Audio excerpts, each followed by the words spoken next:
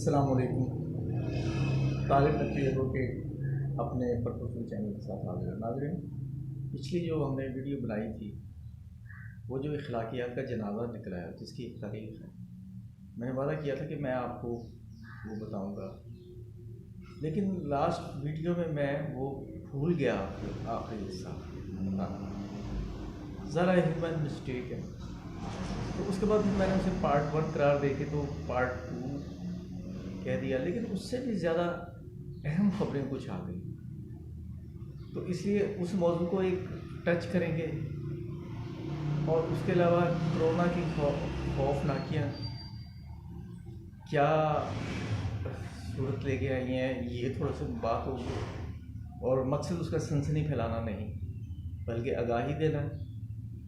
और अगले हिस्से में हम आपको जो मेरा शुरू से वर्जन है, और मैंने एक वीडियो बनाई थी, मैं लिंक दे देता हूँ, एक दो नहीं बल्कि कई पाकिस्तान, आप वो ज़रूर देखिएगा। तो इमरान खान साहब का जो नारा है एक नहीं दो नहीं एक पाकिस्तान, उस हवाले से जो आज एक ताज़ा तरीन चंद लम्हे पहले, चंद मिनटों पहले जो एक बातचीत हुई है अदालत की और DIG की एहतसाब अदालत पे रमज़ान शुगर केस के हवाले से, वो आपको गोशगुजार करूँ। तो आइए वीडियो का आगाज़ करते हैं। नाज़रीन, वो जो रकीक हमला किया गया था मरीम नवाज सेंटर पर, मैंने ये नोट किया, कल तक मैं देख रहा हूँ कि मीडिया पे ये मौजूद बहस है।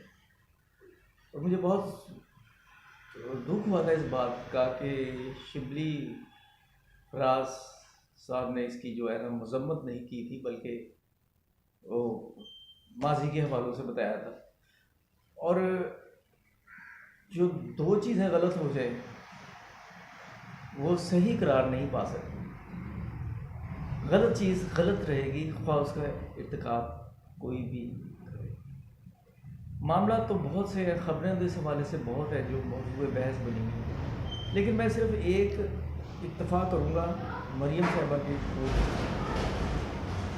इनकी तकरीर का ये लेटेस्ट है, गुज़श्ता शब जो उन्होंने स्पीच की गिलगित बल्तिस्तान में, उसका हवाला देते हुए मैं आपसे ये माज़रत चाहूँगा कि ये जो हिस्ट्री है, मुझे इजाज़त दीजिए कि मैं अलहदा से किसी एक वीडियो में हिस्ट्री बताऊँ कि अखलाकियात का जनाजा निकलने की इब्तदा कब हुई और इसका आगाज़ कैसे हुआ, शुरू में किस हद तक रहा और किस तरह ये तब्दीलवार बढ़ता गया। और इसका दौर इसकी जो आगाज़ मैं करूँगा वो अयूब दौर से इंशाअल्लाह अज़ीज़, वो वीडियो भी मैं करूँगा क्योंकि इश्यूज़ नए आते रहते हैं।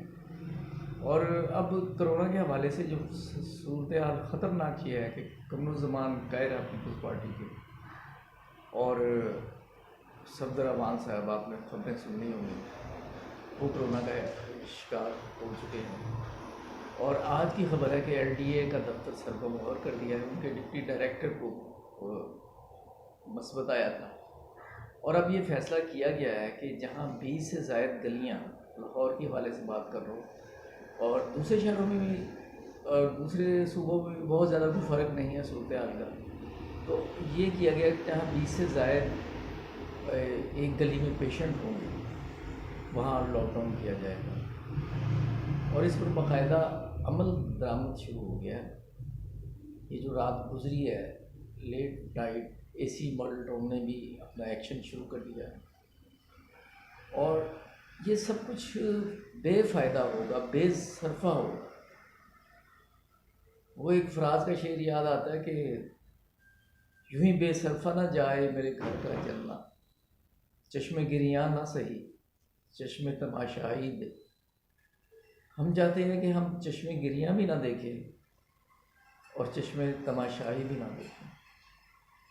और हमारा ये जो कोरोना का मामला है वो हमारे हिफाजती इक़दामात की वजह से आगे ना बढ़ सके। और ये इससे डरने की ज़रूरत नहीं, वैक्सीन आ गई है आलमी मंडी में, और इंशाअल्लाह अज़ीज़ अनकरीब वो पाकिस्तान में भी आ जाएगी, जिसके रिज़ल्ट्स जो हैं वो 90% तो नाज़रीन, स्कूलों में भी इस्लामिया कॉलेज, सिविल लाइन और राबिया बसरी कॉलेज और इस तरह के 2-4 और कॉलेज है। एक कॉलेज की वाइस प्रिंसिपल शिकार हो गई हैं। तो ये हालात अगरचे वो बहुत ख़तरनाक जा रहे हैं, लेकिन वो किसी हद तक अल्लाह ताला तो हमारा मददगार पहले भी रहा है, किसी हद तक हमारे कंट्रोल में। तो देखिए आप कि हम इससे कैसे निपटते हैं। तो नाज़रीन, ये थी गुज़ारिशात। और नाज़रीन, ये जो मैंने आपसे कहा है ना कि आज रमज़ान शुगर केस में ये कुछ देर पहले हमजा शहबाज पेश हुए और हमजा शहबाज पिछली तारीख पर उन्होंने आने से इनकार कर दिया था और उन्होंने कहा था कि मेरी जो बिल्ड प्रूफ गाड़ी है वो लाई जाए, मैं उस पर आऊँ। इस पर अदालत ने डीआईजी को तलब किया था। और नाज़रीन, बड़ी आपको इस पर बस गौर करने की ज़रूरत है। मैं सिर्फ आपको मुकालमा थोड़ा सा बता रहा हूँ कि डीआईजी ने ये कहा, डीआईजी से अदालत ने कहा भाई पिछली केस क्यों नहीं आए आप? कहते जी वो हमने बख्तरबंद गाड़ी का इंतज़ाम किया था और बख्तरबंद गाड़ी जो है वो जब उन्होंने देखी तो वो वापस चले गए।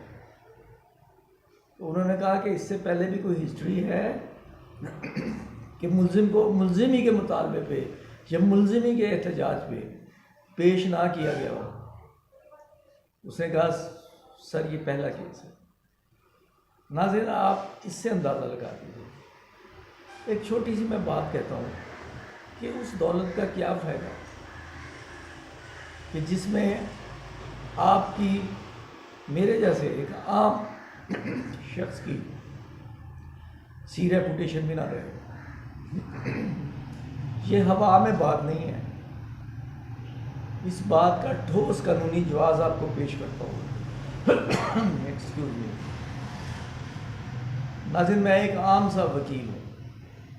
अगर मुझे कह दे कोई कि भी आप तो गॉडफादर हो और माफिया से आपका ताल्लुक़ है, मैं आपको फ़र्क बता रहा हूँ नवाज शरीफ में और मुझ में क्या फ़र्क है। मेरी गाड़ी और उसकी गाड़ी का ज़मीन आसमान का फ़र्क है। मेरे पास एक गाड़ी है, उसके पास शायद सैकड़ों नहीं हज़ारों गाड़ियाँ हैं। मेरे पास एक घर है या 2 घर है तो उसके पास बेशुमार घर है। लेकिन फ़र्क बता रहा हूँ कि अगर कोई मुझे माफिया करे, मैं उसके ख़िलाफ़ एक्शन ले सकता हूँ। मैं उसके ख़िलाफ़ हर्जाने का दावा कर सकता हूँ। लेकिन नाज़रीन, और ख़ास तौर पे आवाम से मैं ये पूछूंगा कि इस दौलत का क्या फ़ायदा कि उन्हें माफिया कहा जा रहा है। और जो गटर साफ़ करने वाला कोई शख्स है वो भी अगर नवाज शरीफ को ये कह दे कि भाई तुम तो माफिया से ताल्लुक़ है, तुम किस चक्कर में सियासत में हो, तो वो उसके ख़िलाफ़ कोई कार्रवाई नहीं कर सकता। नाज़रीन, क्या लेना देना इस दौलत का। बस आज का इतना ही मैसेज है। अगर आपने सब्सक्राइब नहीं किया तो सब्सक्राइब करें, बेल आइकन को क्लिक करें और मेरा चैनल देखते जाए। आपका बहुत बहुत शुक्रिया। अल्लाह ताला हमें कोरोना की सख्तियों से और ख़तरनाकियों से निजात दे। और आखिर में एक कोरोना के लिए एक मैसेज, कोरोना के हवाले से आपके लिए एक मैसेज कि समाजी फासले बरकरार रखिए ताकि मुस्तकबिल में आप अपने प्यारों की कुर्बतें समेट सकें। आपका बहुत बहुत शुक्रिया। अस्सलाम वालेकुम।